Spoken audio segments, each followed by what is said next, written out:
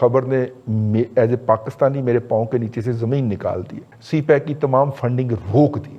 Belt and road project जो 2019 में मुकम्मल हो जाना चाहिए था या आधा बन जाना चाहिए था, उसके ऊपर बहुत स्लो प्रोग्रेस है, जिसके ऊपर हमारी खासी वहां पे क्लास हुई है। उसके ऊपर उन्होंने वजीर खारजा साहब की जो है डांट डपट जितनी वो कर सकते थे, इसीलिए आपके जो दोस्त हैं खास जो चेयरमैन साहब हैं वो नहीं गए। हाँ जी, अच्छा। वो नहीं गए। फिर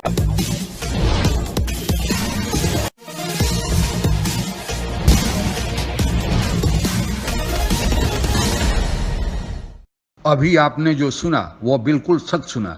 जिस चीन के मदद का भ्रम पालकर पाकिस्तान रखे हुए था, आखिर वह भ्रम भी उसका टूट गया।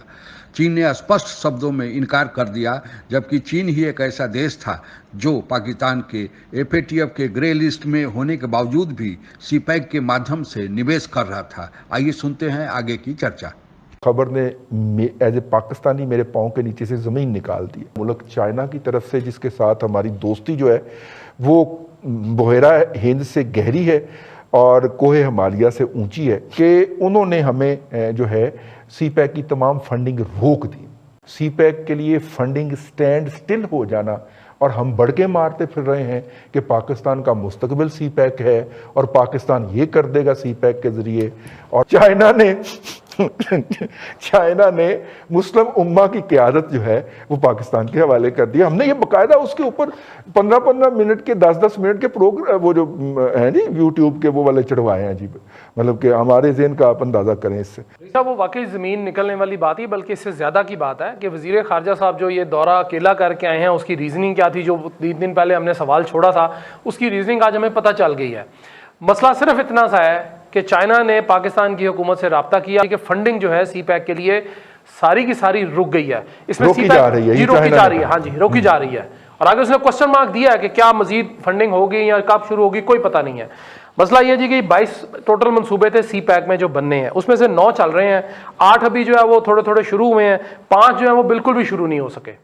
अच्छा, उसमें एक जो मंसूबा है बेल्ट एंड रोड प्रोजेक्ट जो 2019 में मुकम्मल हो जाना चाहिए था या आधा बन जाना चाहिए था, उसके ऊपर बहुत स्लो प्रोग्रेस है, जिसके ऊपर हमारी खासी वहां पे क्लास हुई है। ठीक है, जो हमारे साहब गए थे बड़े अच्छे शास्ता जुबान लेके, आपने हमारे पे 2 इल्जाम ये लगा दिए जी कि हमने किकबैक्स दे के तो हमने एक तो प्रोजेक्ट लिया। हाँ। उसके बाद हमने एक इल्जाम ये साबित है आपके बकौल, दूसरा उन्होंने कहा जी कि हमने पैसे दिए फॉरेन फंड उसके अकाउंट में, तो ये मनी लॉन्ड्रिंग हो गई।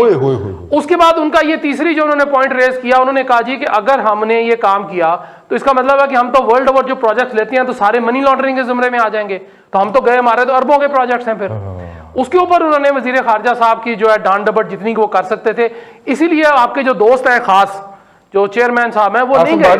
हाँ जी, अच्छा। वो नहीं गए। फिर हाँ, वो एंड टाइम के ऊपर ड्रॉप हो गया। हाँ जी, अब मुबैना तौर पर ये 2 जो इल्जामात हैं वो चीनी हुकूमत ने कहा जी कि जनाब ये इल्जामात जब तक अब ये साबित नहीं हो जाते या ये खत्म नहीं हो जाते या आप इसको विड्रॉ नहीं करते हमारी तरफ से, तो ना समझे आप। अब ऑरेंज ट्रेन का जो मामला था जी, उसमें 2 चीजें आ रही थी कि किराया और बिजली। उन्होंने कहा जी बाढ़ में जाएं, ऑरेंज ट्रेन चलाएं ना चलाएं, हमने दोनों वो भी छोड़ दिया। कुछ प्रोजेक्ट जो है ना 2-3 ऐसे भी थे जो कि चाइनीज कंपनी बैन कर गई, तो इसका जो कमर्शियल एस्पेक्ट है उसमें वाकई कुछ क्वेश्चन मार्क कल भी थे, आज भी हैं और कल भी हो। भाई इस मुल्क की इकोनॉमी जो ऑलरेडी मतलब एक बड़ी मुश्किल से 3.5% ऑन एन एवरेज अगर पिछले चंद सालों का देख लें, इस साल कोविड की वजह से और हमारी जो पिछले साल की गवर्नेंस है हम और भी नीचे चले गए हैं, तो इकोनॉमी में तो सकत नहीं है, रिसोर्सेज को हम बढ़ा पे आप नहीं पा रहे हैं। अच्छा, जो जहां जहां हमारी जरूरी इन्वेस्टमेंट होनी चाहिए वो इन्वेस्टमेंट कर नहीं पा रहे हैं। इवन ये है कि जितनी भी इन्वेस्टमेंट हमारी हो रही है और इवन हमारे जो जारी अखराजात हैं उसके लिए भी हमें कर्जे लेके चलना पड़ रहा है। अभी तक हम इस बात का तयन ही नहीं कर सके कि हमें इस खित्ते में किस मुल्क के साथ किस वजह से कहाँ खड़े होना।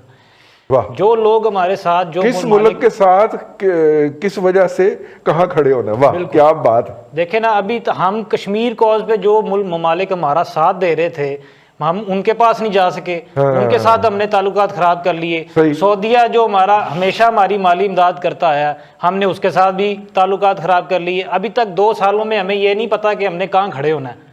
जो लोग हमारे साथ हैं हम उनसे भी बाजू छुड़ाना चाहते हैं। अमेरिका से तो हमने पल्ला छुड़ा ही लिया। लेकिन अब जहाँ जो चाइना की जो पिछले दहाइयों से हमें कहते आए हैं कि हमसे लो कुछ करके तो दिखाओ, लेकिन हमने उनको भी नाराज कर लिया। यही सी पैक का हाल है। हमने आते ही उनके भी फंड्स बंद कर दिए और उनके प्रोजेक्ट्स के अंदर भी जो है ना उनकी भी मिट्टी खोदना शुरू कर दी कि इनमें से क्या निकालें। तो अगर हम ऐसे ही चलते रहेंगे तो मेरा नहीं ख्याल कि हम कहीं पहुंच सकेंगे। किसी कोई मंजिल का तयन तो तकरीबन हमें करना चाहिए ना। अब 2 सालों में हमें कम से कम इतनी समझ तो आ जानी चाहिए कि हम चाइना के साथ खड़े हों, अमेरिका के साथ खड़े हों, या कश्मीर कॉज पे जो ममालिक हमारे साथ हैं उनके साथ खड़े हों। हर हुकूमत को चैलेंजेस मिलते हैं, लेकिन बेहतरीन लीडरशिप का काम यही होता है कि बंद गली में से रास्ता निकाले। अगर हमें रास्ते ही निकालने नहीं आते तो हमारी लीडरशिप का क्या फायदा है। सही कह रहे हैं आप। हमारे डॉलर इस्तेमाल कर रहे हैं, करें, लेकिन आप जो हमारे खिलाफ बकवास कर रहे हैं ये बकवास अफोर्डेबल नहीं है। सीपेक स्टिल है, सीपेक स्टॉल है, बंद किया जा रहा है, कोई पैसा नहीं दिया जाएगा। पहले जाएं और अपने नैब से जो है ये केस अप्रूव करवाएं। जिस दिन आप अप्रूव कर लेंगे ठीक है, हम इस अपनी कंपनी को अपने हाथों गोली मारेंगे जिसके ऊपर आपने इल्ज़ाम लगाया। और अगर आप साबित नहीं कर सके तो फिर आप अपनी खैर मनाइएगा।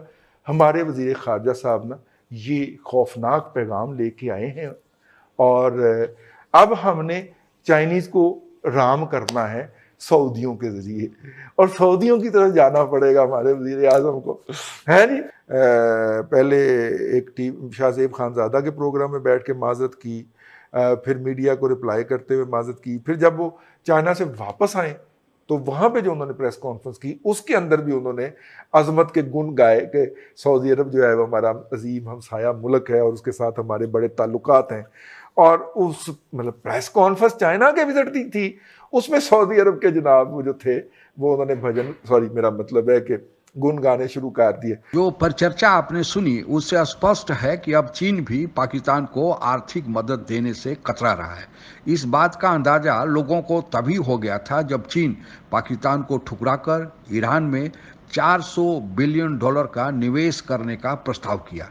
अर्थशास्त्र का एक सामान्य सिद्धांत है कि लोग अपनी पूंजी वहीं लगाते हैं जहां से उसको रिटर्न मिलने की गुंजाइश हो। चीन तो सीपेक में अपने हिस्से की पूंजी लगा चुका है, लेकिन पाकिस्तान की हालत ऐसी है कि वह अपने हिस्से की पूंजी नहीं लगा पाया है। फलतः सीपेक के बहुत सारे प्रोजेक्ट डिले हो रहे हैं। यह प्रोजेक्ट चीन के लिए भी जीने मरने के समान है। कि आप लोगों को ज्ञात होगा कि साउथ चाइना सी में चीन की घेराबंदी के लिए अमेरिका, भारत, जापान और ऑस्ट्रेलिया ने एक प्लान तैयार कर रखा है। अभी तक इसी साउथ चाइना सी से होकर चीन का अधिकांशतः सामान विश्व के अन्य देशों में जाता था। चीन को यह आशंका थी कि उसको साउथ चाइना सी में कभी भी घेराबंदी का सामना करना पड़ सकता है, इसीलिए चीन ने एक वैकल्पिक रास्ते के तौर पर सीपेक का निर्माण करना शुरू किया था, जिसके तहत चीन से होकर सारा सामान पाकिस्तान होकर ग्वादर बंदरगाह में पहुंच जाएगा और फिर ग्वादर बंदरगाह से विश्व के अन्य देशों में यह सामान ले जाया जाएगा। भारत, अमेरिका आदि देश पहले ही यह चेतावनी दे चुके हैं कि सीपेक उसके हित में नहीं है।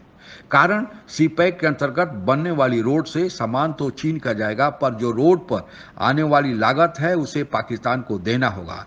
आज लागत का खर्च इतना बढ़ गया है कि पाकिस्तान इसको लौटाने में विश्व बैंक और IMF से कर्जा ले रहा है और चीन को दे रहा है। लेकिन पाकिस्तान चीन की अंधभक्ति में आंख मूंदे हुए है और आज की परिचर्चा में इसी बात को रेखांकित किया जा रहा है। आप अगर हमसे जुड़ा रहना चाहते हैं तो कृपया मेरे चैनल को सब्सक्राइब करें तथा बेल आइकन भी दबा दें ताकि नई वीडियो की जानकारी तुरंत आप तक पहुंच जाए। धन्यवाद। जय हिंद।